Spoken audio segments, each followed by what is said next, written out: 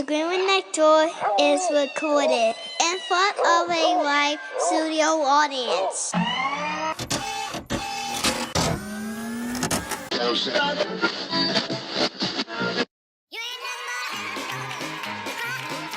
Welcome to the Groomer Next Door.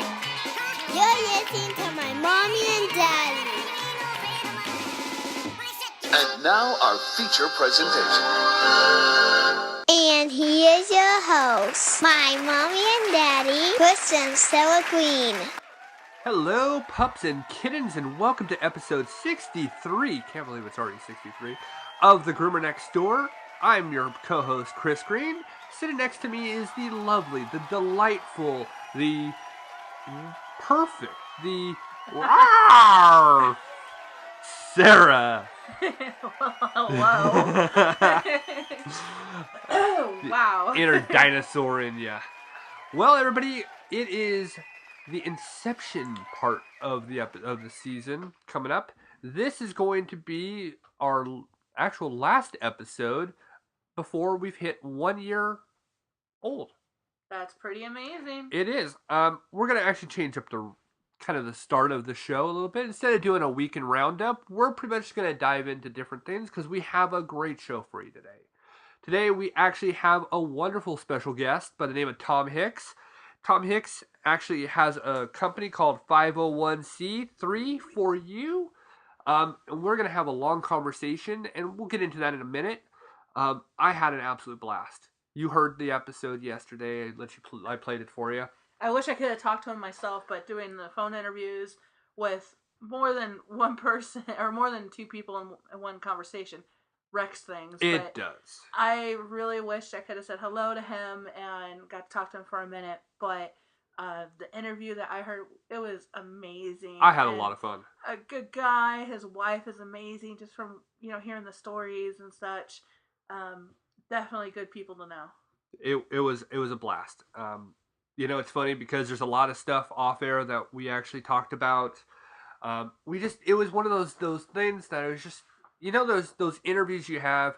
We've had it on these shows before where some interviews, they're entertaining and they're fun to do, but there's not that boom connection where you just want to sit there on the phone for the rest of the day just BSing the whole time. And that was the best part, is we had so much that we were talking about off air and on air, and it was a lot of fun. Don't worry, folks, because Tom will be back for another segment whenever he wants. He is always welcome in the Groomer Next Door studio. All right, so let's jump on in. Like I said, we're going to actually skip this week's weekly roundup because we have so much to cover. Work this week was absolutely insane. The one that I will mention is this week we were shooting different videos this week, and I'm going to segue into it. We actually will be doing a mini-series on YouTube of The Groomer Next Door. As some of you know, we do have a YouTube channel. I post the actual show as well on YouTube. That's mostly for our Canadian and friends overseas for them to listen to. Most of you are catching us on iTunes or on Podbean, so you can just stay on that way if you want. Always, recommend everybody subscribe to both the YouTube channel and the iTunes, and that way you'll get it the moment that they're released. So this week we actually shot 5 videos. I know John Redshaw from the Raw Animal Shelter is waiting for us to get out there to be able to shoot over there. It has just been absolutely insane, where hasn't been any time to actually get over there. So that is going to be on our mini-series, but the mini-series is quite entertaining. At least it was entertaining to me. Was to me too. Got to really explain in depth what we do during the bathing process and the blow drying process. If I ever have a dog that I can do for grooming part, I'll try to do it that way, but the camera's not that light. Let's put it this way. Yeah, and I don't want to end up with a headache later, but he's got his nifty GoPro that he got for Christmas, and we had said that GoPro was going to be part of the Groomer Next Door tools, and it was used for it so far. So you'll actually get to meet, in this mini-series, you'll get to meet our dogs, hear the story about our dogs. You'll get to see some of our great customer dogs that come in. really get a full in-depth idea of just what we do on a daily basis. Because honestly, the show that we do it because we love doing it. It is fun for us. Um, I'm watching Mama Kitty on the bed right now. That's why we're so quiet, because we're actually recording in the Groomer Next Door studio, our house. So it was a lot of fun to actually shoot that video. So this week, coming up on Wednesday, you will see, if you're on our Facebook page associated with the Groomer Next Door Pupcast, you'll notice that I'll drop the URL to the YouTube channel that will actually have that video. If you're on my Facebook, you'll see it on there. It'll be on Twitter as well. Or you could just simply go over and subscribe to us on YouTube, and you'll see it the moment it shows up. What's nice is these videos go through the degreasing process and really explains what we do and how we're able to get dogs so fluffy and so soft when they leave. And it also shows that we don't cut corners. Yep. That, competitors around the area, I've had this over in California and all these different places I worked, they want everybody's business, even though all they can take is a slice of the pie. They want the whole pie sometimes. They can't even cover the crust. So this is just showing you and proving to everybody out there in the world, not just where we are, but everybody in the world, that we don't cut corners, and this is what we do. Yeah, we want to raise the game. We want to raise the bar, and we want people to understand this is what we're doing. Mm-hmm. And we will literally show you in depth what we're doing. We have no problem with that. All right, so quick update. This actually just came through just maybe an hour ago. We will be fostering another pet. We might be. It's still in the works. We don't know 100% yet. I haven't gotten confirmation. But there was a situation that happened out in Dent County where there was, I believe, it was either 21 or 18 dogs. I think it was 21. I saw 21. That were emaciated. They were in horrible condition. There was a couple pregnant ones that needed to be evacuated from their area. Kim and a whole bunch of other folks worked extremely hard trying to get all these dogs out. Some went as far as St. Louis for fostering or for to be put into another rescue. And they still need a couple temporary fosters until they can get a whole other rescues and transports. So working closely with Pikal and Kim, we're obviously on that list of people that they go to and ask if we can take any dogs in to actually give them a home. So we're on there. Yeah, right now I told them that we can clear out our garage a little bit and give a nice little area with some blankets and pillows. And I work for a pet shop basically, a nice little store, Shadowwood, and I can get good food at a very good price, so I can get these dogs back up to health and continue doing what I can to help, what you can to help. So hopefully we will have another big pup to foster hanging out in our garage and probably taken to work to get them washed up and get the filth off of them. And if that is the case, if we do, don't worry, folks. That will be one of the videos in our mini-series that we will actually put up there. That way we can actually tell more of a story in video, so you can see it. Mm-hmm. So stay tuned on that one. Of course, you'll probably hear more about it in our next episode.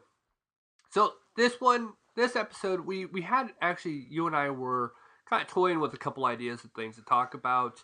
But you know what? We had a great interview. We actually did a longer interview than most, which was completely fun for me. I could have gone the entire episode and just done that as the show. That'll be coming up in just a moment. The topic that I want to actually go on is this releases on Monday, the 21st of February. I am right about my dates, right? 21st No, of February? I'm sorry.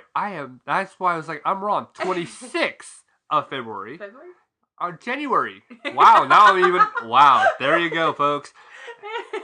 I'm on my second show. I'm recording of the day. Come on. January 26th is when this releases. On the 27th, which is Tuesday, that will actually mark our 1-year anniversary for actually coming up with this idea. If you're new to the show, you probably haven't heard the story of how this all happened.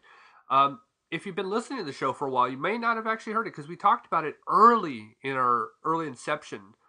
So it was a very simple story. I'm not going to run with it for that long.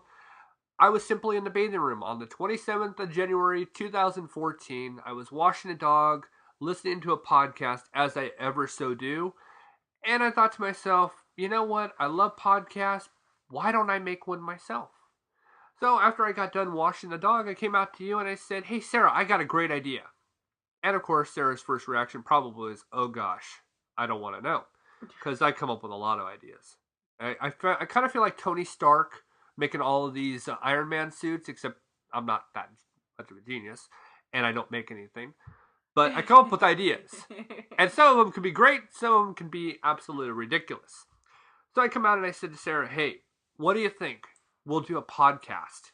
You and I will sit down each week, we'll do a podcast together. And what was your reaction?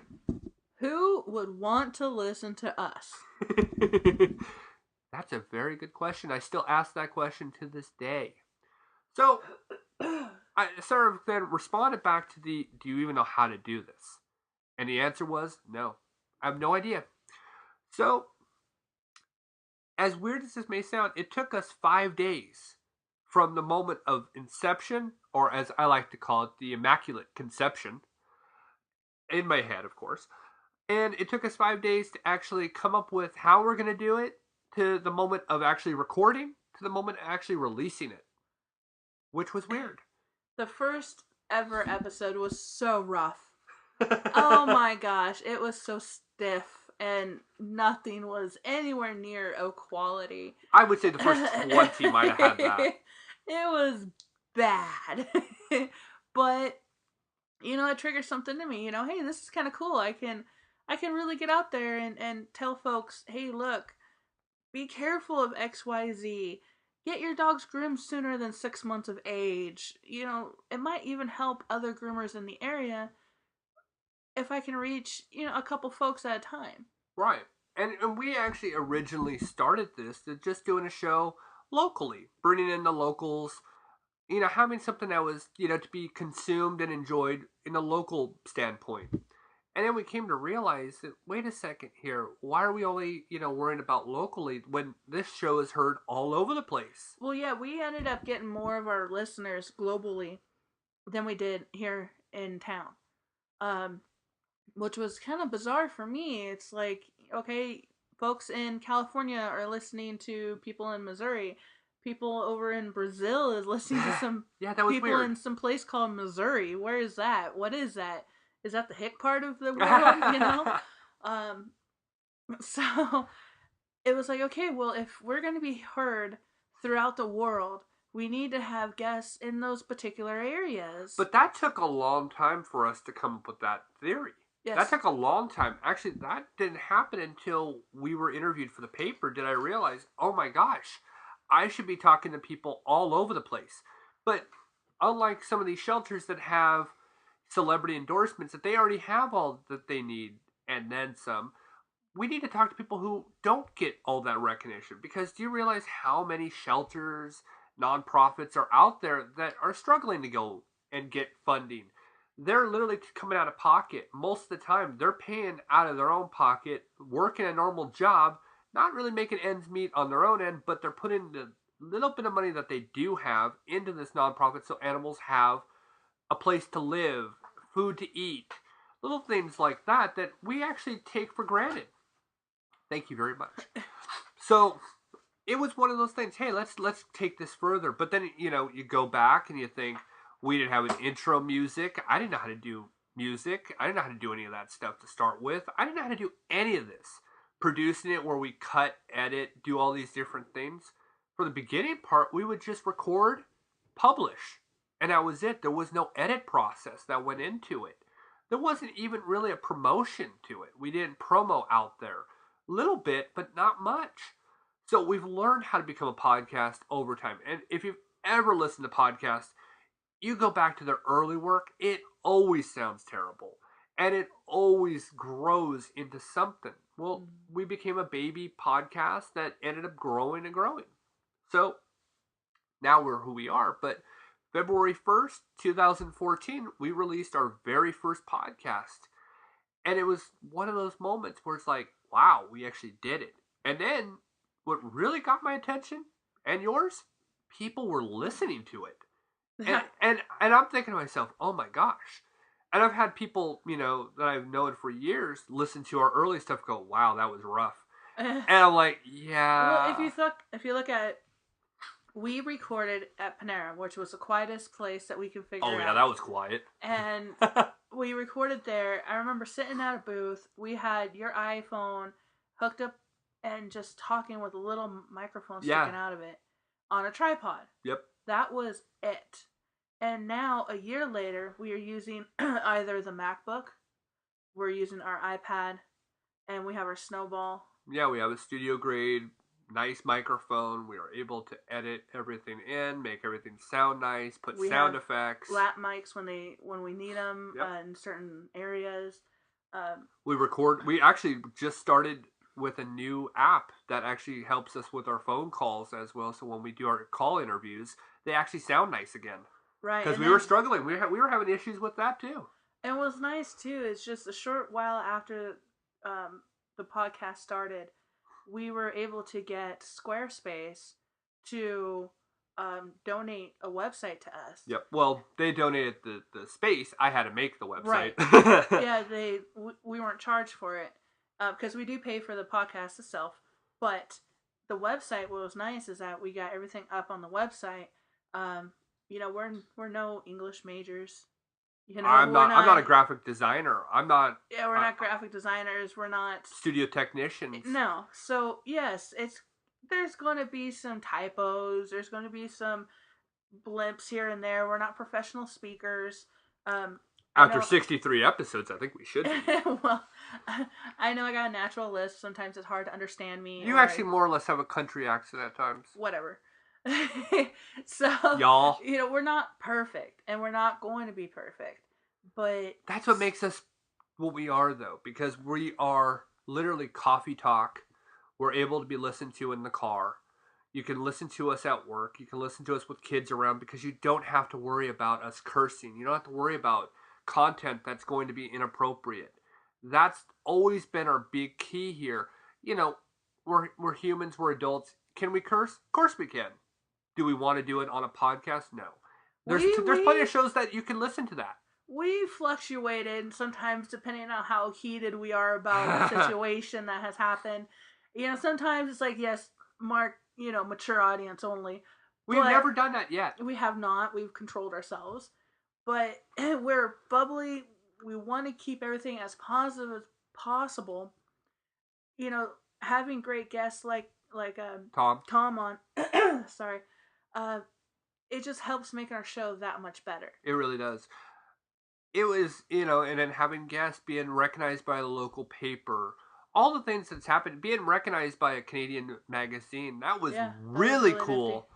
We've had a great first year. So happy birthday to the Groomer Next Door. By the time this next episode comes out, it's already turned 1. So I wanted to make sure I mentioned it.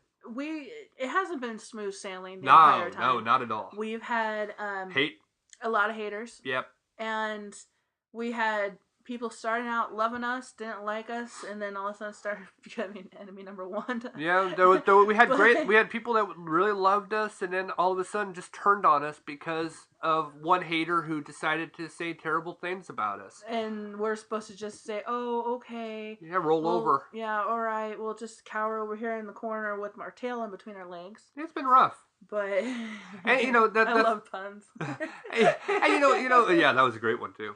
The hard part was some of the people that would say real hateful things or bash our daughter or bash us for what we were trying to accomplish, or try to flat out lie about lies. Our grooming experience or our techniques. Yep. That's one of the reasons why it's so important for me to get involved with the filming of our bathing process. It's like, look, I'm always trying to prove myself that I am worth customers coming in and seeing me, customers coming in and seeing you, that we're worth it. And once you stop proving yourself and you think you're just so good. Yeah, people are just going to roll red carpet for you. Then you start losing out on your quality. You do. I've always do quality checks, whether it's one of the staff members coming in and saying, "Oh yeah, the ears are off. You got to even them up." But try to always stay honest. And we've had folks lie, saying all sorts of nasty things about us. Right, terrible, despicable kind of things about me, you. Just it's and then you wonder, why am I doing this? I'm actually paying for this abuse, even though I get I get a lot of praise. You get a lot of praise. It really only takes one person to make you think, why am I doing this? This person just outright just slammed me for no reason. I don't know you. It started getting really tough, but then the Raleigh Daily News.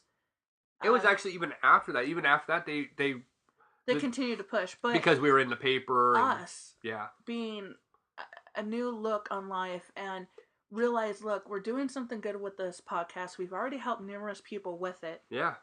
That we know firsthand. Others that we don't know, but has happened. But when the Raleigh Daily News came out with the best of in Phelps County. Yeah, voted best of. We were voted best dog groomer in all of Phelps County. Which is not a small area, no, folks. Phelps County is very large with a lot of groomers in it. And we got it on our own accord. Yep. I was there long enough, even before Chris started working with me, from the day I started up until they started doing this polling, till the poll was closed and come to find out we were best dog groomer in our area. That was all on our own accord. Yeah. We did this. We had customers. We had some customers leave us to follow the previous customer groomer. Totally understandable. That happens. That's preference. I had respect for Carol enough to not call my customers. Those were her customers. They wanted to stay with Carol. That was fine. But I ended up having a few find me and want to stay with me. So I had the same thing. I had a ton of customers come and find me. But it really just renewed our strength and our dedication to what we're doing. Yeah, because at first it was, like I said, it was a bumpy road there at some points where it's like, why are we even doing this? But now that we're where we're at, with Accolade, with the fact that we have our fan base, the situation we're in now, it's easy now. Somebody slams. Well, yeah, now we're slammed. It's like, whatever. I don't care. But Go kick rocks. Yeah, kick rocks. I could care less. There's how many hundreds or thousands of people that are behind us. You're one, you're two, you're three, whatever. I have more fingers on one hand than I have haters. Mm-hmm. I can live with that. That's no big deal. But it was hard. It was hard. Well, I want to actually stop right there. That's, tells our story. I don't want to do too much of our story because that's really it. I do want to actually introduce a great interview. One of my favorites I've done. Most fun I've had actually with somebody I can communicate in multiple levels of different genres. We go off topic a little bit at times, really similar to our show. But it was fun. It was a lot of fun. Yeah, some people can get bored if you're talking about one thing the entire time. That's true. Going off topic, it's like having a mini show within a show. Well, we're conversing. That's what this is all about. It's a conversing conversation, intellectual fun that we're just enjoying. And sometimes the off subjects really tell more about the person than the subject you're speaking of. Yep, true. So, without any further delay, let me actually introduce Tom Hicks. Tom Hicks is the co-owner of 501c3 It is a great company, and you know what? I'm not even going to say anything more. I'm going to just segue right into this. So sit back and enjoy this incredibly wonderful interview. Hello, you call the Groomer Next Door podcast. Okay, hold on. Well, we are joined here on the Groomer Next Door with Tom Hicks. Tom Hicks is so great to have actually joined us this week. He has an actual company called 501c3 Thank you, Tom, for coming on. Well, why don't you tell us all about what you started? Oh, Chris, thanks for having me. I definitely appreciate it. My wife and I are very committed to animal rescue and animal welfare projects. We have been for many, many years. We've had a rescue and foster program in our house for some years now, and I think we've had over 100 different animals come through, possums, bunnies, dogs, cats. It doesn't matter. If they're animals in need, my wife has got a heart for them. So about 20 years ago, I started working in the nonprofit sector and determined that one of the things that was so critical to most rescue and animal welfare organizations was that they needed to obtain their tax exemption, their 501c3 tax status from the IRS. Mm-hmm. What that means basically is that once you apply as a charity to the IRS for this tax-exempt status, not only are you exempt from income tax on your organization, but you're allowed to provide donors to your organization a tax deduction for their donation. Mm-hmm. And I realized that this was an integral part of any nonprofit animal rescue. They had to get this designation, otherwise they couldn't compete in the marketplace. You've got the Humane Society, you've got the ASPCA, you've got PETA, you've got these major charitable animal organizations that are competing for that same donation dollar that the little dog and cat rescue down the street is going for. Mm-hmm. They couldn't compete if they couldn't offer a tax deduction for those donations because, simply put, the individual donor is not going to want to give money to somebody where they don't get a deduction. And your corporate and philanthropic and foundation donors, sometimes by their very charter, aren't allowed to give donations unless the person has the exempt status from the IRS. So that was one of the areas way back when that I thought, this is something I really would like to get involved in. And so we began doing tax-exempt status applications for nonprofits of any type. And over time, it just kind of started gravitating more and more to the animal rescue and the animal welfare organizations that we could assist. Until today, we're pretty much 100% focused on animal-related charities. And our job is real simple. We will get them their tax-exempt status with the IRS so that they can compete in the marketplace and go after the donations that are going to be the lifeblood of their organization. Interesting story. My wife is a registered veterinary tech here in California. Yeah, she's. If anybody ever had a heart for animals, this is the woman that does. And I can't even begin to tell you how committed she is to these little critters. Matter of fact, let me tell you an interesting story. This is where she's coming from, and this is kind of the philosophy of what we try to accomplish in our work.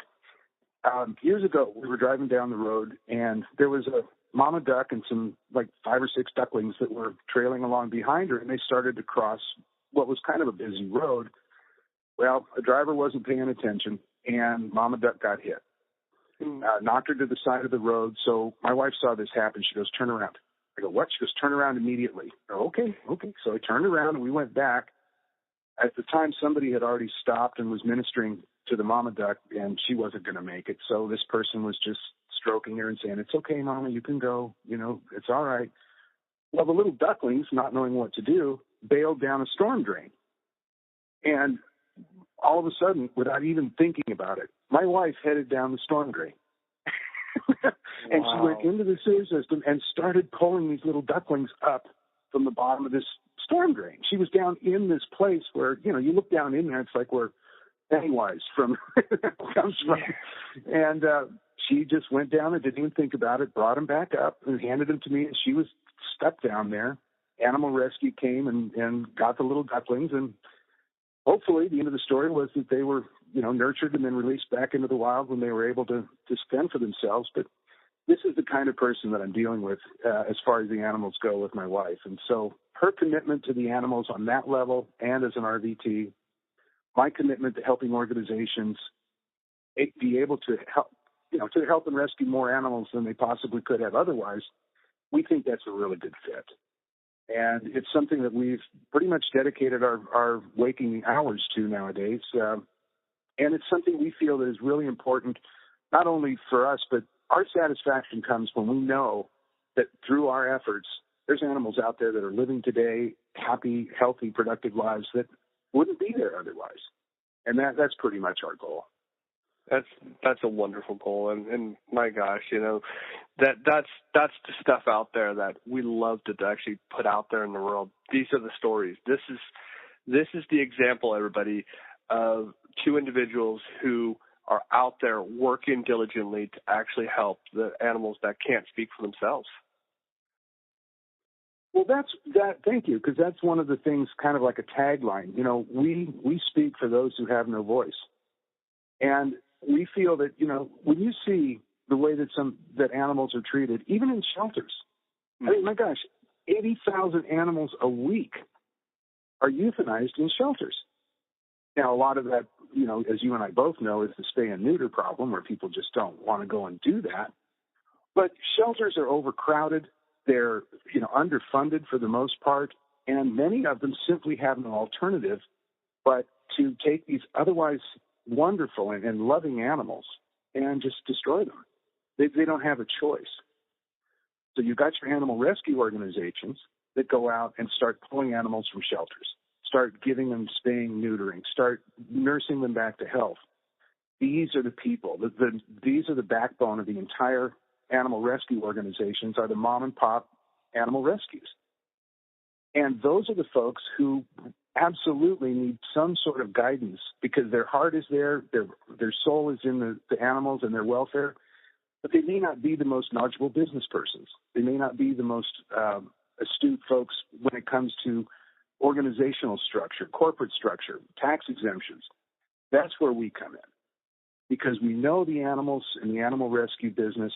I won't say business, it's not a business, but in effect it is, because you have to run your organization like a business or you won't be around for long. Very true. So what we want to do is say, okay, we'll help you get started. We'll get your tax-exempt status from the IRS. We will get you going on a path that will allow your organization to grow and compete and flourish, with the end result is that we all have achieved our collective goal of helping these animals who would have no other way to help themselves. And we believe that that's a structure that has worked for us for the last 20 years. As a matter of fact, over that period of time, we've put together over 200 animal rescue nonprofits, and we've had 100% success in getting their exempt status with the IRS. We've never had one that has not been accepted. So amazing. I believe that that's an exemplary track record, and people can be confident when they ask us questions or, you know, talk about using our services. We know what we're doing, and we believe that our expertise and my wife's heart, and you know, and letting people know what we're doing is going to be something that, in the long run, those creatures are going to feel a lot more. Not feel a lot more. They're going to be a lot more of them around to feel. Let me put it that way. And it's a win-win for everybody. The nonprofit organization helps, and yeah, nobody loses in that game. Very true. Now, obviously, you've explained the inception. Now, let's go into, you're going to be in a pet expo coming up next month. How did that all come about? Well, it's the Southern California Pet Expo, and it's going to be at the Pomona Fairgrounds on February 21st and 22nd. And what I wanted to do is, I really believe that the way to promote and to get people aware of what you're doing is to meet with them. You know, and how are you going to meet with all these people that are all over the place? And I thought, you know what? A pet expo might be a good idea, to have a booth and to just say, okay, here's what we do, and to be able to talk to people, find out what their concerns are, what are they looking to do, how can we be of assistance to them. And when you realize that literally thousands of people come through the doors on these expos, they're held in the Pomona Fairgrounds. I mean, it's a huge place, and I figured that's a great way to not only promote what we're doing, but to also get feedback from pet owners, rescue organizations, dog food companies. What's out there? What do we need to know that we don't know yet? How can we be better equipped to serve this marketplace? Because I believe that the animal rescue and animal welfare niche, if you will, has just not been well served. I have not been able to find one other person out there that actually does what we're doing with respect to focusing and targeting the nonprofit animal rescue and welfare organizations to assist them specifically. There's LegalZoom, and they'll do your nonprofit for you and all that good stuff, but they're not committed to any one way of, they're committed to making the money from the application. We, I think, are different, and it's our belief that we can make a difference, and that's what keeps us going. That's the driving force behind us. So with the Pet Expo, it's like this is one more way that we can get the word out to people directly involved in the animals and in caring for them, in teaching them, the folks that do agility training. Anybody who is in that animal welfare, animal support, who has a heart for the critters, those are the people we want to not only present our services to, but again, to get feedback from them. What do you need? How could we do what we do better? How could we be better able to serve you? And in my mind, as a business model, that's essentially the best way to do it, is not to tell people who you are, but to find out who they are. Very true. And doing that, I know we're going to be able to find, if we need to do something different, we'll do it. We're not set in our ways that this is the only way to do it. But also, pet expos are a blast. They're so much fun. You can see so many different animals there, and they've got all these demonstrations and, dog costume shows, pet agility exhibits. It's really just fun to do.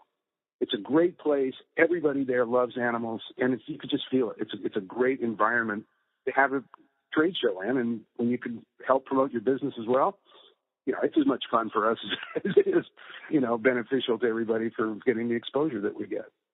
And see, that was one thing I never really was lucky enough to attend in Southern California, because there's so much that goes on. It's kind of hard when you live in Southern California. For all of you who are listening, whether you're in Canada, overseas, or in other states, when you live in Southern California, there's so much going on. You get lost within it all. You've got the ocean, you've got theme parks, you've got all this stuff. I never was lucky enough to hear about these things.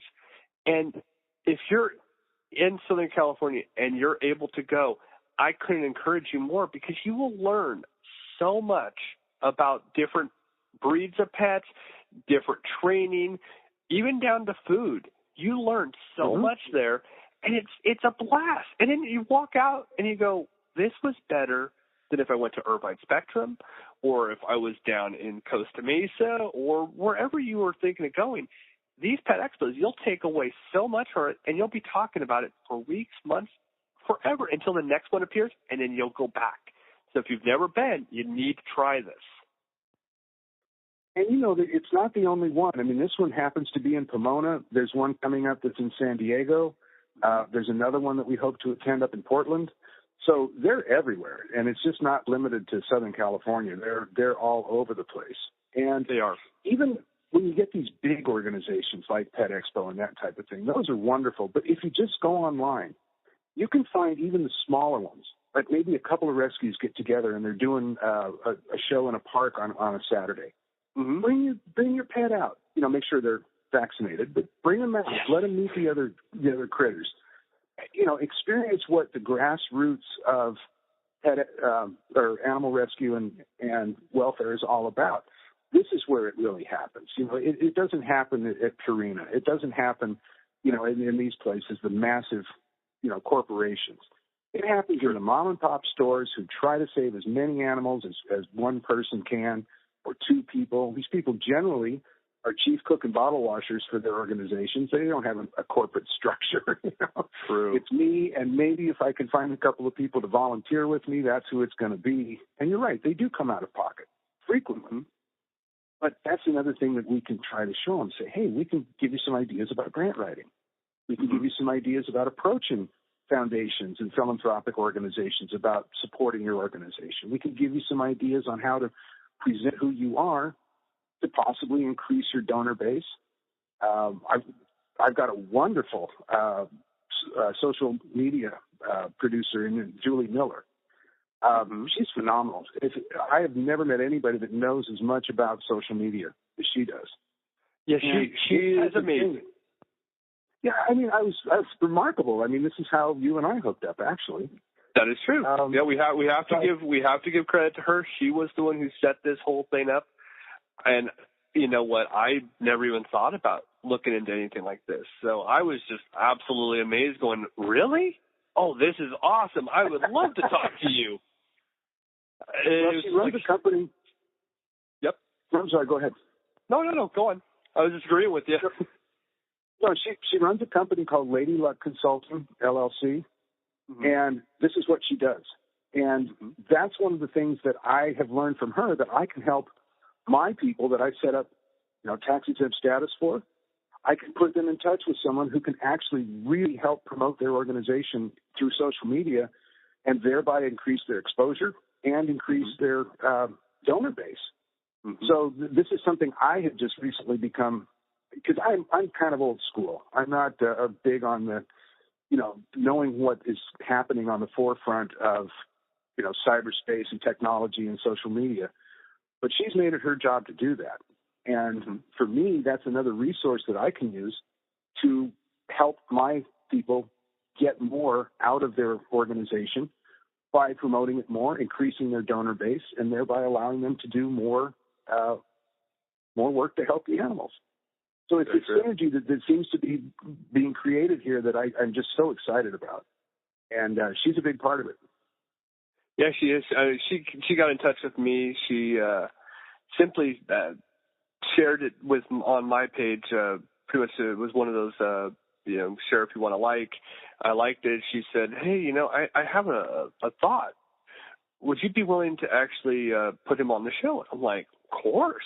Love to talk to people. Love to actually, having guests on this show, it humanizes us, number one, but it builds exposure. And I will talk to everybody. And I was excited. We started talking on Facebook. It was just this perfect, situation. It's like, okay, let's go. And then it just took off. But yeah, she is an amazing person. I'm always reading different things that she's involved in. I was lucky, very lucky to meet her.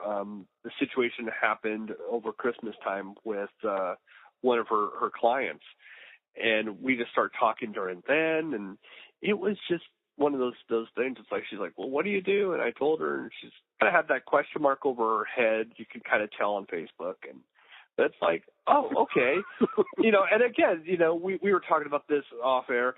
Podcast, it's that new age thing that people are doing. And even as somebody who does this, who's in this little bubble of people, even I'm saying I don't even understand it to the extent, but you just build with it, you run with it, and you start to learn. People will actually listen to one podcast, and then all of a sudden you look on their iPhone and there's 10 on their playlist, and they're just listening to them as they're driving, and they're 5 minutes ago they had no idea what you were talking about. 10 minutes later they're going, oh yeah, they weren't sure what it was. Yeah, didn't know what it was 10 minutes ago, but I've been listening to it for years. And, it is interesting, and plus, like we were also talking about this off air, with FM radio, it has become such a stagnant pool where it's the same thing over and over. And, I like XM. I like Sirius XM radio. I do like it, but you do have a lot of content on there that's inappropriate to listen to at work, very inappropriate to listen to when you have kids in the car. I'm not saying that there's not podcasts out there that aren't the same. There are, but you gotta have that balance. You gotta find something that works for you. But XM or Sirius, I'm back to the XM in my mind. Radio, it's just that cycle. And living in Southern California, I used to. You still do. You actually are in the second largest market. I think they consider it the second largest market in America. New York is number one, which that surprises me. But being in a large market, you have the opportunity to hear a lot of different radio shows. They all sound the same. It's a cookie cutter process. It drives me insane. I just don't get it. Well, as we mentioned earlier, it's the suits in marketing and the demographics and the playlists that are designed to promote artists. They're not designed to care about the music. They're designed to promote people's careers, and that's why you get these playlists that are the rotation is boring. Listen to XM or Sirius where it's supposed to be this wonderful playlist and cutting edge stuff. And then the next day you hear the same tracks played again. I said, come on. There's more to this artist than this one song. Why are you only playing? Well, because people want to hear that song. And it's like, well, that's the old AM mentality. Play it till it's dead and then find a new one. And that's it.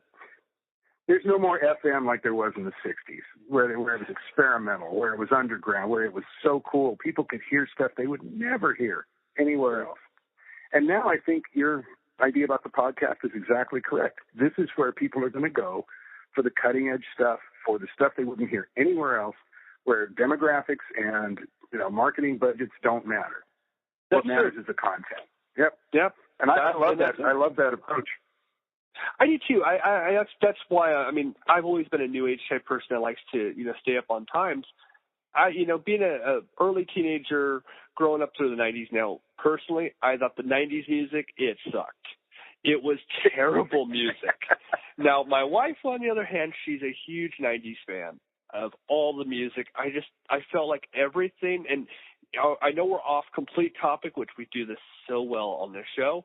But as somebody who is big in music, which obviously our listeners do not know, you are very big with music, which we'll tap into that in a second.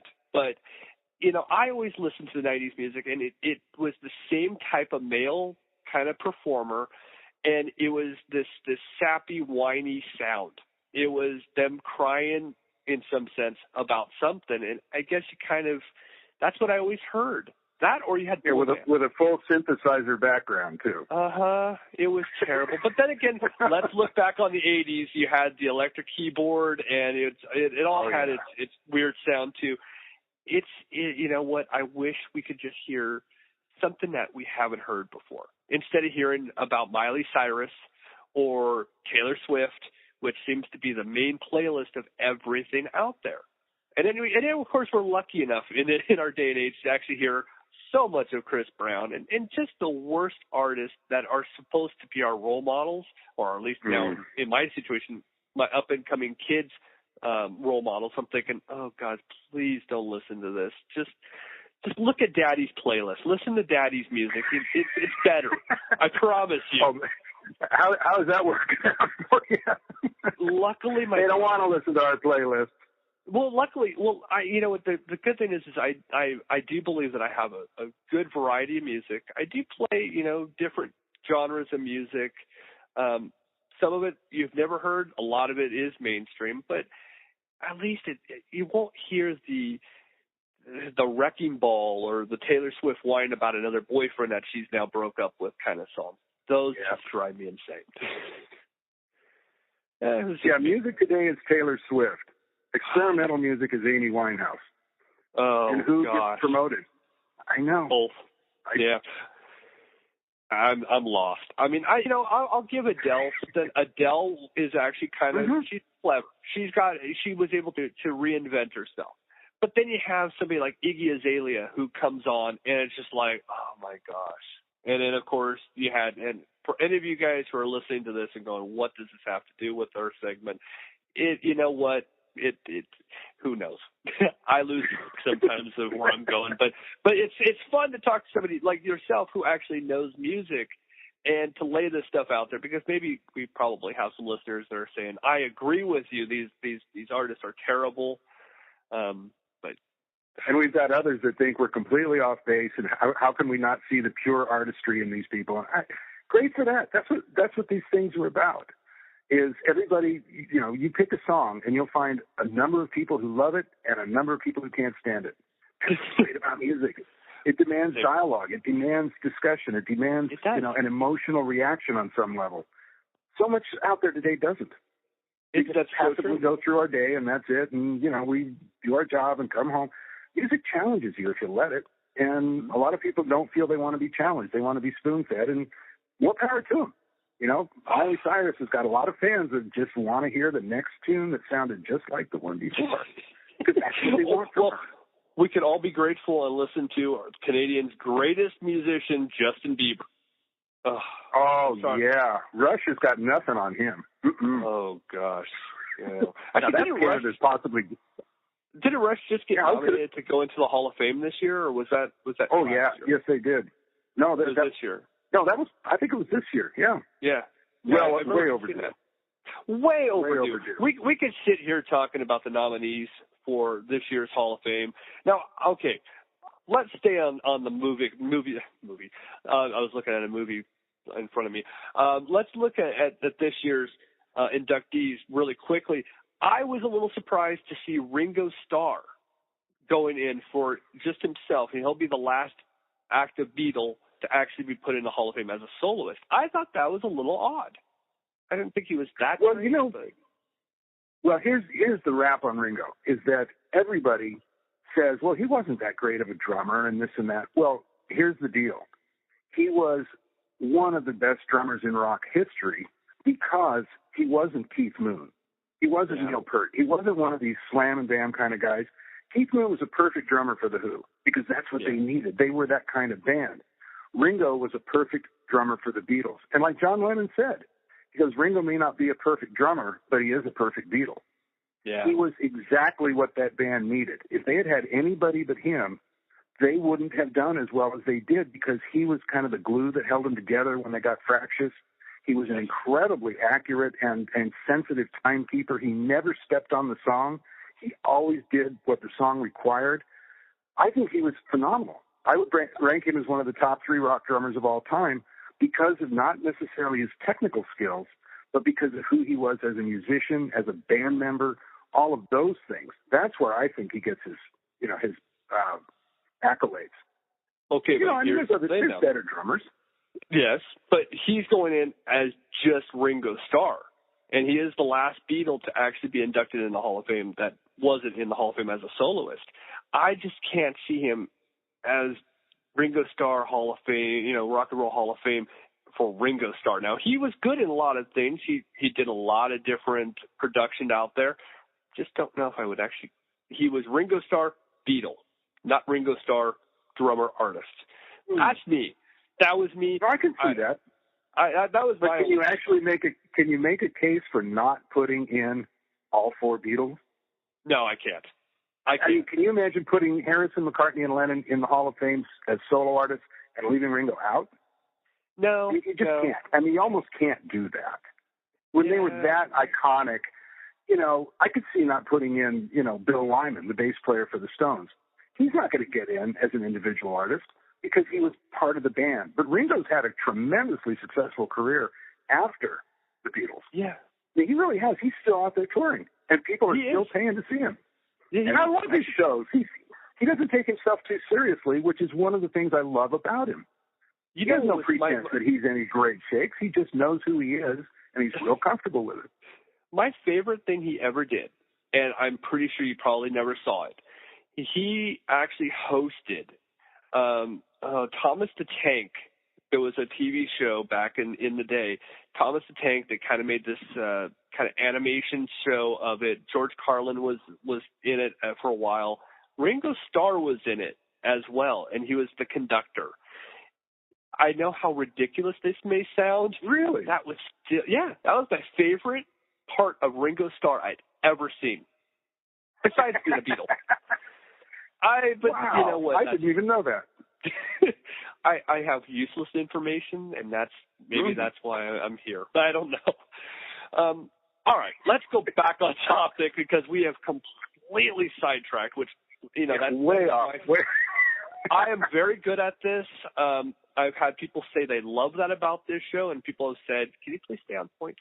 But, you're never going to win them all. So if you've enjoyed this segment of Music Talk on the Groomer Next Door, well, I'm glad. I'm sorry if we've gone completely off base, but, it's where I go. So and it's a good thing. I think it shows dynamic. You got to be able to talk about more than just one thing in this world. You got to have information. So let's go back to what you're doing. So carry on. I'm sorry. I went off base, and some of it was off-air conversation, and I just lost myself there. Well, it was, if nothing else, I thoroughly enjoyed it. So Me too. Actually, I did too. Well, like I said, I could go in any direction you want to go. I could talk about movies, music, TV. I can go anywhere, but let's go back to the pets. Okay. Yeah, and you know, I totally agree with you. And I think anything that you're enthused about that creates passion in your heart, talk about it, promote it, be involved in it, because too many people are passionless nowadays.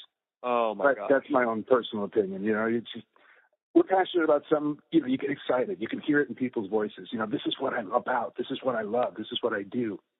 Yeah. And music is that way with me, but also, you know, the organization that we have. I'm as committed to that as I am to anything, because I know that we can make a difference.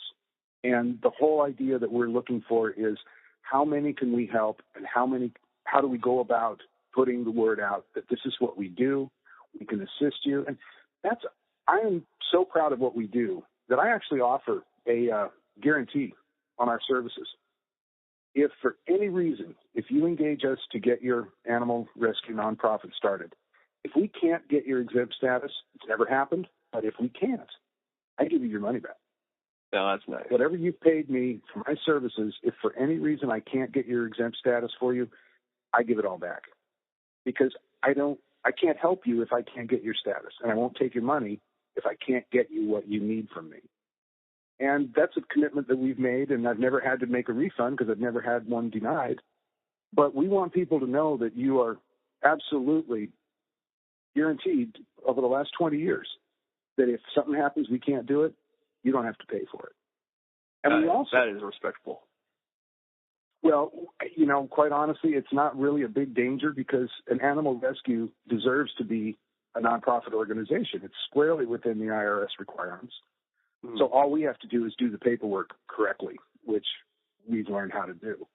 So it's kind of a, you know, I don't expect to ever have to give a refund, but if people are a little bit concerned, like, well, you know, what happens if I don't get it? Then, you know, I'm out all this money. Well, no, you're not. And we offer a discount to animal rescues. I do nonprofits for all sorts of things. I've done them for cities. I've done them for municipal organizations. I've done them for churches. I've done them for, you know, therapy groups, all sorts of stuff. But because of the animals and because of what our commitment is, we offer a discount off of our regular price. If you're an animal rescue organization, we offer you a 10% discount from our normal price just because you're an animal rescue organization. Very nice. So we want people to use our services because we want to be able to help them help more animals. You know, now, is it difficult? Is it really difficult to do all the paperwork? I mean, I would imagine that there's a lot of dotting I's, crossing T's to go through all this. Well, one of the problems is that the IRS is never really that clear about anything when it comes to their documentation. So I've had a lot of companies and people come to me and they say, you know, I tried to start filling it out myself, and I got to page 2 and didn't even know what they were asking for. And it's a 12-page application with another probably 15 to 20 pages of attachments. So, you know, you can do it. People have done it themselves, and, you know, it's certainly not out of the realm of possibility. But most folks, if they've ever tried, you know, try reading through your tax forms. You know, well, take the fourth quarter, this and that and the other, and adjust it with 2% of the AGP. People don't know what to do, but your accountant does. Yeah. That's why you take it to your accountant, because he looks at that form and knows exactly what they're asking for. Most people don't know what they're asking for, and if you submit something to the IRS that raises red flags, you will be in that process for a long time because they will keep asking you for more information, more explanations, more background on what you're doing. I know the red flags. I know what to look for, and I know how to do these. And that's what makes our service valuable to these folks who really don't know what they're doing. And if they make a mistake, it could really jeopardize their future capabilities of getting this exemption. They may say something that the IRS is going to flag, and that's it. You know, you said something wrong. You said that you're going to do something, and it's something the IRS doesn't allow. So now you've got this hurdle to overcome. You say, oh, no, that's not what I really meant. This is what I really meant. It's tough to unring a bell. You don't want to put something in front of them that they can use later as an excuse to not provide you your exemption. And we've learned over the years pretty much how to do this.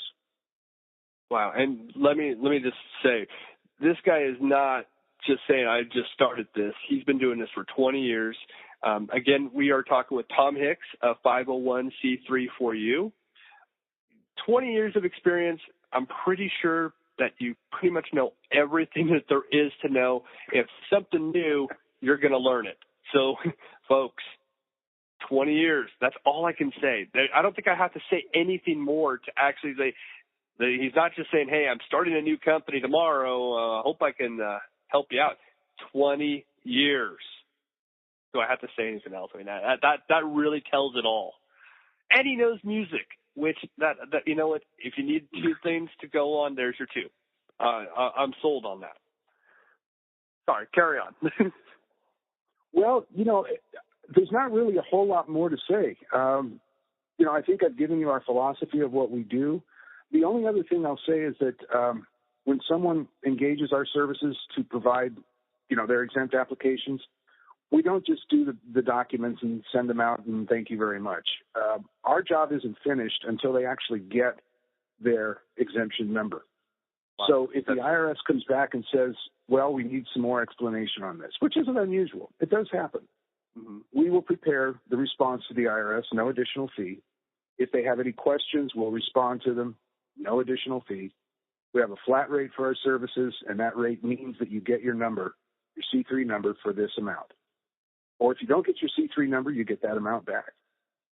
And we can make that because we're committed and we know, that we can get this for folks. So we believe that if you decide that you need a nonprofit for your animal rescue or animal welfare or any charitable organization, we will be able to assist you. Actually, our fees are less than you would pay on LegalZoom. Wow. And LegalZoom's personal attention to you is nil. I believe that. I personally handle every application. I don't put it out to staff. I don't have somebody else do it and rub stamp it. I prepare it because this is my name on the company and this is my reputation. I won't have anybody else but me do it because I want to be sure that when it goes out, it is absolutely the way it should be, and we get through on the first go-round, and that's how we want to conduct our business. So if you have questions, once they engage our services, I will be the one answering it. Not a staff member, not some guy that was hired to respond to you with an autoresponder. It comes to my desk, it goes out from my desk. Now, how can everybody get in touch with you? Well, our website is 501c3foryou.com. Our email is info@501c3foryou.com. And we have, obviously, our website. We are on Facebook, Facebook/501c3foryou.com. And anybody who sends us an email or a text or anything that requests more information, we'll respond right away. And we'd love to even if you have questions, you don't have to be ready to start your application right away, because the more you know about the process and the more comfortable you are with it, the more likely you are to engage in it. And the ultimate benefit will be that your organization will do much better with your tax exemption than it could ever do without it. But we're glad to answer questions. We're glad to inform you of whatever you need to know. That's how we make sure that everybody's comfortable and everybody can move forward and get these things done. And ultimately, the animals are going to be the ones that benefit. Sounds absolutely as perfect as it can possibly be. All the info that Tom just said, it will be in the show notes and description of what the show is. I will post all of it, so you don't have to worry about hitting rewind, so you can go back and get all of it. It'll be in show description so that you can look on this website, go check us, send them an email. You can do whatever you need. You just look in the show notes. It'll be there. Well, in our last few minutes, is there anything else that you wanted to say? Music-wise, movie-wise, TV-wise, it doesn't matter. Okay, what's your favorite movie of all time? I would actually go with Back to the Future. I love the trilogy. Weird, that's my favorite. Yeah, Back to the Future is my favorite. I like the trilogy. I loved every bit of the movie. Actually went out to, drawing a blank in the top of my head. I went to the mall that actually shot the open sequence, the Twin Pines Mall. Went out there, saw it. It still looks the same to this day, which is really strange. I love it. I'm going to throw the question back to you. Favorite movie? Favorite movie of all time is the greatest love story of all time, Casablanca. Really? Humphrey Bogart, Ingrid Bergman, Claude Rains, Paul Heinrich. Oh, it's the best movie ever made, I think, in my personal opinion, because it had more power and more soul in it than anything I've ever seen. And I know I'll get a lot of critics on that one, but that's just... Now, here's a side question. I don't know, it may not still be there. Did you know that there's an actual restaurant in Southern California? I couldn't tell you where it's at, but it's called Casablanca, and it's themed after the movie. Yes. I don't believe it's here any longer, but I am familiar with it. Oh, they made the greatest tortillas. That was my favorite thing about the movie. I know, ridiculous. Now let's throw this into another oddball question. Favorite pet movie of all time? Favorite pet movie of all time? Yep. Movie that was based on a pet being the actual main star of the movie. I'll start off with Beethoven, the original one. Oh, yeah. Oh, great movie. Great movie. That's going to be mine. I'll go Beethoven. Loved it. That's my all-time favorite. Now, my wife would say Hitachi, I think is the name of it. Richard Gere was in this movie. Recent movie, I think, was an Akita as their leading movie. I would go with that. That would probably be her favorite movie right now. But that's my favorite pet movie was Beethoven. Hers would be Hitachi. I'll let you give your answer. Well, I'm not sure you could consider it a pet, but Clint Eastwood and Clyde, the monkey. Okay. I can't remember the name of the film, but the line out of it, right turn, Clyde. And then the chimp would put his right hand. That was one of my favorites and Turner and Hooch, I actually really loved. I was debating Turner and Hooch. I was thinking about it, but I have to lean towards Beethoven. Well, yeah, and you know what? Go on. No, that was it. That was pretty much it. Yeah. Well, folks, I hope that you have enjoyed having our special guest Tom Hicks join us this time. Of course, you're on Facebook. You have me on Facebook. If you have ever any time you want to, come back on the show, you're always welcome back. Just let me know. We'll work out something. We'll work out a time and have you back on anytime you want. Well, Chris, I thank you so much. I can't tell you how much I appreciate the opportunity to be here. And I really love what you're doing with the Groomer Next Door. And I think that some of the things you've indicated to me off air were some exciting things you've got going. So I wish you all the best, and I look forward to being a part of this in the future with you. All right. Well, thank you very much for joining us. And good luck at the show next year. Have fun with it. Will do. Pet Expo, February 21st and 22nd, Pomona Fairgrounds, Southern California. Be there. Yeah, be there. Be there. Is it a Saturday or Sunday? Saturday-Sunday thing, right? It's 2 days, the 21st and 22nd. I believe it is. Yeah, it's a Saturday and Sunday.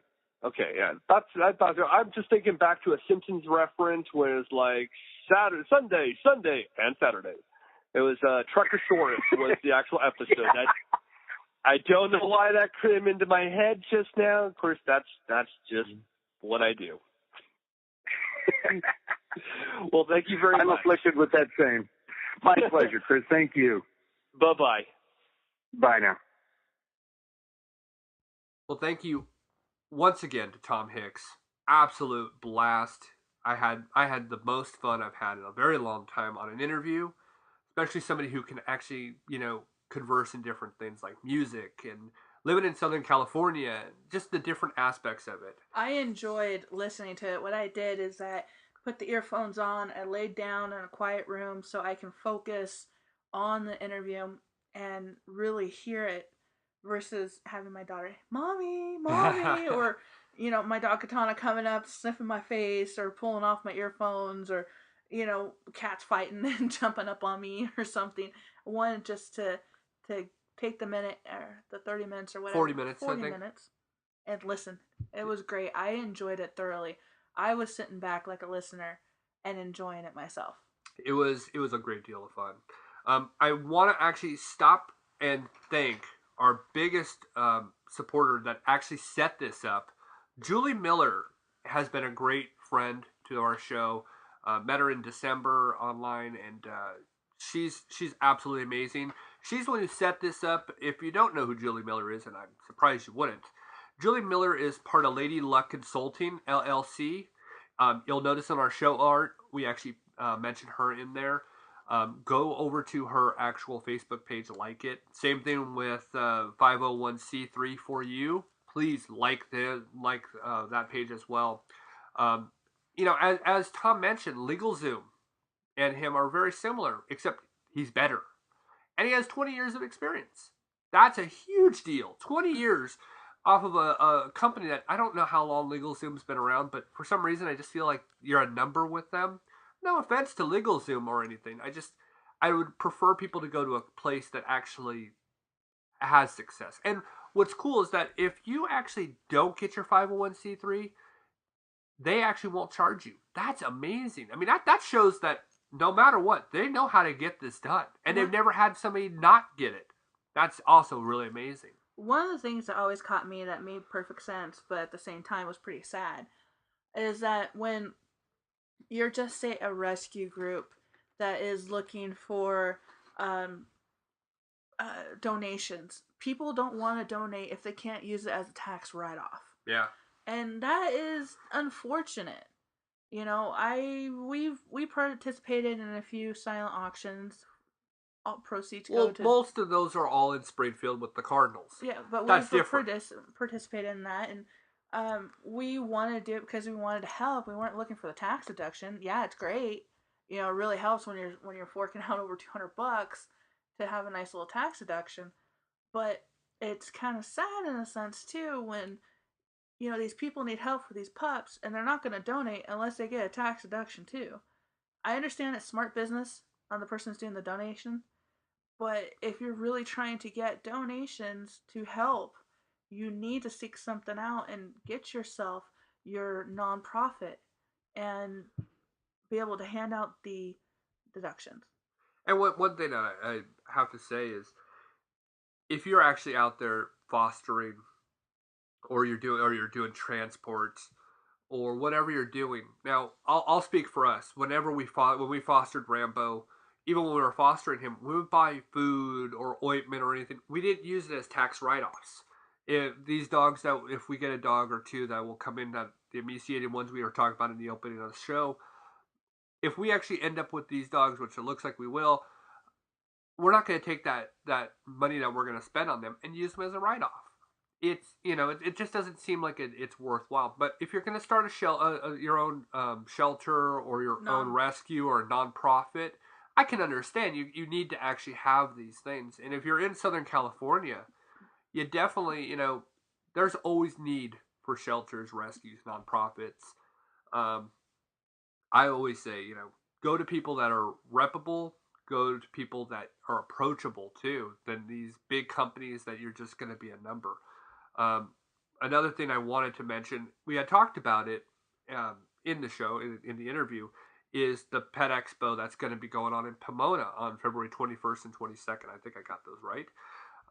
Because, of course, I'm so good about being dyslexic at times. But you know what? I had mentioned in that actual segment, here's something that I found really fun about going to Pet Expos. We've done things here that we never did this when we were gone. And I mentioned this in the podcast. It's so cool to go to these different things, and you get to see so much. Yeah, that's the hard part about living in Southern California. If you guys are listening outside of California, the hard part about living there is you have so much that you get to do. And it's hard to actually keep up on everything. It's hard to actually not go to the beach or go to a mall. I mean, how many malls are there in Orange County alone? There's hundreds. There's always something to do. So things like this always go by the wayside. And I really regret not going to things like this when we lived in California. I did say February 21st and 22nd, right? I believe so. I did say that. Okay. It's the Pet Spectacular in Southern California. It's in Pomona. If you guys do go out there, please stop by 501c3 for you. Meet Tom. Have a good conversation with him. I guarantee if you actually stand over at his booth you just think, I'm just going to go over and say, hey, I heard you on the Groomer Next Door. It was a lot of fun. I guarantee you're probably not going to leave. You probably will end up talking forever. I did not expect to actually have as long of a conversation with Tom as I did. Of course, you guys only get 40 minutes of it. We were talking probably another 45 before that. And it could have gone on much longer. And that's the best part about it all, is these things could go on forever.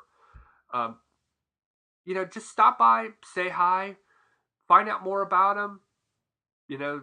It's a lot of fun to actually meet people in the pet industry. It's a lot of fun to meet people as intelligent as Tom. Just go have fun. So thank you again, Tom, for showing up for the show. It was a lot of fun. I know we actually got together earlier than we were supposed to. What's great about it is this would have never happened without Julie Miller. That would have never happened. I know Julie has somebody set up for us for another episode. Looking forward to that one, of course. But Tom, you're always welcome back. Send me a message on Facebook. He is on my Facebook, so you know what? You know how to get in touch with me. Plus, you have my number. All right. Well, is there anything else we want to cover today? I don't think so. I think we got everything. You're good on your end? Now, remember, folks, this Wednesday, I will be releasing our first YouTube video of the year. It's going to be a lot more detailed than we've ever done before. We've done other ones. We did Strut Your Mutt last year. That was a pretty big video that we did. If you guys have never actually been on our YouTube channel, where have you been? It actually has a lot of content. We've done a lot of different things on our YouTube channel. So definitely give it a look. We're actually, for some reason this week, I don't know why, we're getting a lot more looks and subscribers. And a lot of people actually are worried. This is another thing I think people are worried about. People are worried about subscribing to like a podcast or a YouTube channel because they're always expecting that they're going to be charged. Nope. Doesn't happen. Nope. Completely free. Yeah. Our show is 100% free. So, I think a lot of people go, I'll just download an episode. Maybe I won't get charged. I can't subscribe. But subs are always required. That's what makes shows actually work, is subscribers. Plus, people are always, going, well, when will the next episode come out? Well, we're always Monday. Always Monday. Unless we have some kind of technical difficulties, which has happened. Yeah, we actually missed 2 weeks ago. We couldn't do it because our studio went down. That was rough. That was actually really rough, but it was quite nice to have a week off. It was a $90 fix, too. Oh, yeah. That's the other thing, folks. This is not cheap for us. This has never been a cheap thing. I mean, to get this whole thing, if you actually wondered how much it would cost to actually put something together with the equipment, it's enough to actually make you shocked. It's not cheap. And the video that you filmed of the Great Pyrenees... I won't even mention how much a camera like that would cost. Great Pyrenees is the GoPro. So... Not just the GoPro, it's the good GoPro. Anywho, it was mounted on top of Chris's head. And Chris is 6'8", as it is. And so when the dog's in the bathing tub, it does look a little funny. Aerial cam provided by. The camera was about almost 7 feet tall versus where the tub was and where the dog is. Yeah, really close. When he sits down to blow dry, everything kind of mellows out and it looks average and normal. So at the beginning, it does look a little funny. Yeah, but it's a better thing, though. When you get to see it from that perspective, you get the overhead. The overhead actually gets you to see more of a detail. I personally thought when I shot it, it was not easy to work with a heavy camera on. It was definitely a lot of work, but it was worth it. But we also have a video of nail trims. I don't know how good those turned out though. Those will be our own dogs that we have, and those will be towards the end. I want to actually get other things in before. Hopefully, if we end up fostering another dog, hopefully we can actually bring that one in. That'll be fun. Of course, people, it's emaciated, so it's not going to be, a dog that's going to be healthy and, like a lot of dogs, it's going to first time probable groom. So there might be a lot of difficulties with that you'll get to actually see. If this actually works out, we'll see. Yeah. But I think that's pretty much it for this week. Yeah. The whole subject matter of the show is Tom Hicks, 501c3 for you. Great guy. I can't say that enough. Thank you, Julie Miller, again. And that's the Groomer Next Door podcast for the week. Come join us this Wednesday for the YouTube video, which, of course, just like the podcast, will always be there to be watched, heard, enjoyed. I'm Chris Green. Have a pet-tastic week. And I'm Sarah Green, making sure everybody realizes life is so short. Play with your pet. Bye-bye, everybody. Okay, gotta go in my bedtime.